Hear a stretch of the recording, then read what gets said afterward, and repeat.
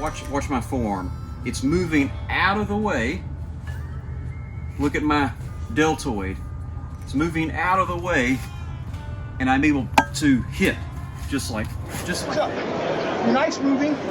You need to articulate your wrist a lot.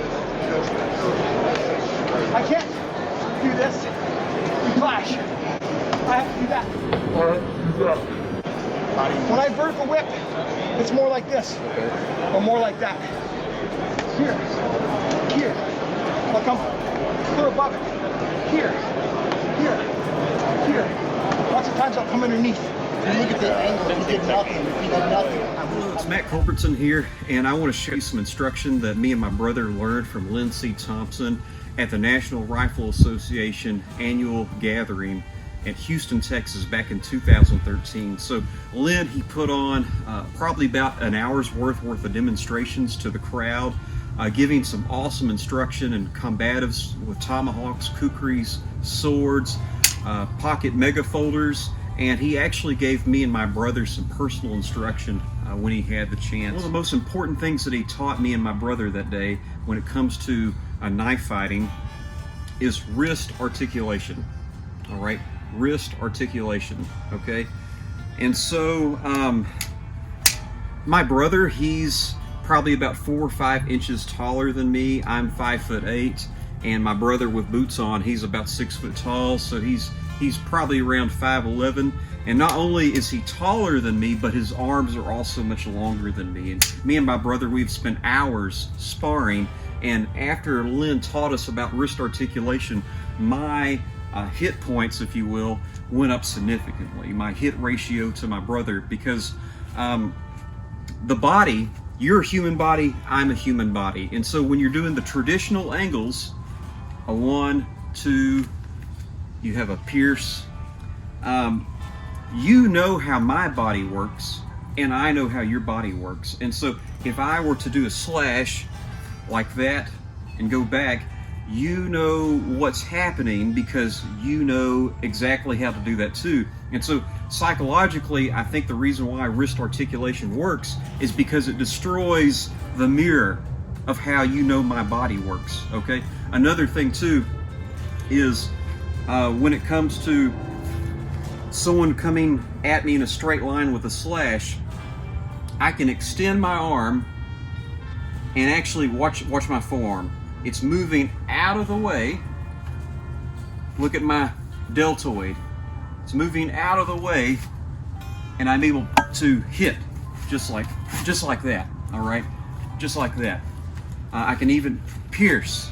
Okay, a lot of times in a knife dueling situation, you're coming forward, they're coming forward too. You can pierce that deltoid from your opponent just like that. Okay, so that wrist articulation, check this out. Here's the tip, here's my elbow. Look at that triangle that it makes. Okay, so if their hand or blade is approaching my arm, I can get it out of the way and get their forearm, get their face. All right, and so I want you to see that with this 11.5-inch natchez right here. Okay, so much length you can cover just by moving your wrist. Okay, boom, forearm out of the way, deltoid out of the way, and you can chop off their arm just like that. Another thing too with the back cut, okay, come like that, or you can come like this. One thing I want to show you with the Vaquero and the other knives here, so you have wrist articulation this way, you have wrist articulation that way. Okay, there's no back cut here, you can get with the point, but if you come down this way, you can actually capture and pin the arms of your opponent. Okay, so you swoop down, you're coming up, swoop down, and go forward, headbutt, and it's just so useful. When I'm coming at you and I use that sort of wrist articulation, put it right here, your arm is now pinned to your body. And so at that point, I can cut further and just totally annihilate the use of that arm, or depending on where the blade's at, I can pin and then I can stab at the same time. So that's also a very useful, I get more hits like this, but I do a lot of pinning with this motion right here. So here is the XL Spada again. Okay, so it's not just this and that. Okay, although it's fast, when it comes to knife fighting, it's relatively slow. Look at all the coverage that you get. Okay, even if you choke down a little bit further. That's another thing Lynn taught me. Don't hold the Vaquero like this unless you're infighting. Choke down on the blade, okay? As far as you can go. Wrist articulation, boom, boom. You're on center line, off center, but the blade goes to their center. Just like that, all right? Also, it works with the kukri, all right? With this guard, Lynn made this to actually capture people's arms and limbs and weapons, and it works very well with me and my brother's testing. But again, not just the snap cuts, but wrist. You can almost do a windmill, all right?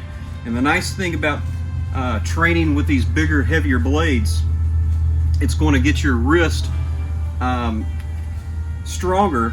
And so when you pick up a 7-ounce Vaquero, it's nothing, and it's lightning fast at that point.